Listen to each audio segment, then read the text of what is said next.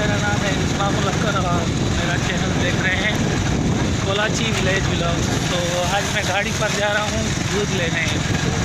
मैंने सोचा यार वीडियो भी बना लेता हूँ और दूध भी लेके आता हूँ।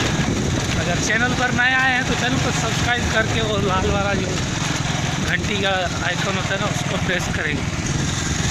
तो मैं यहाँ से निकल चुका हूँ गाड़ी पर, अभी जा रहा हूँ सामने जो दुकान है वहाँ पर दूध मिलेगा तो मैं वहाँ से दूध ला के यार क्या पर जो है ना हमारे गांव में बहुत दूध की जो तंगी होती है और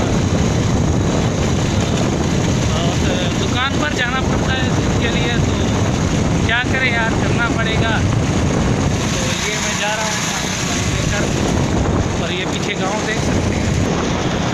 तो मैं यहाँ से जा रहा था कि तो ये मेरे दोस्त जा रहे हैं तो देखो